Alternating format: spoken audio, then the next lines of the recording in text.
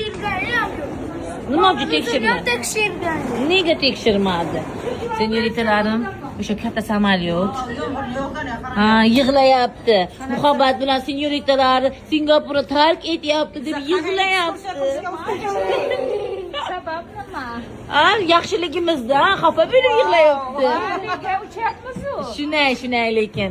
Senyoritalarim, biz уже Singapurdan Baliga qarab uchyapmiz. Hammaga nasib qilsin.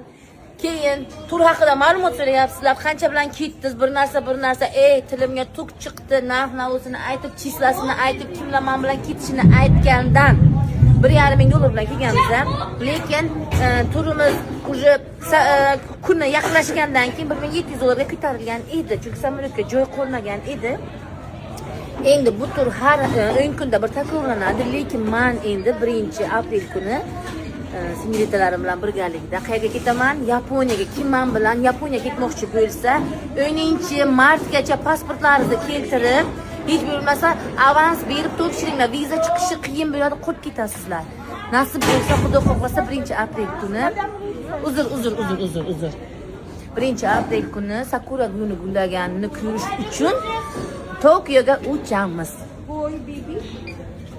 Hammalaringizni sayohatga, retretga taklif qilaman.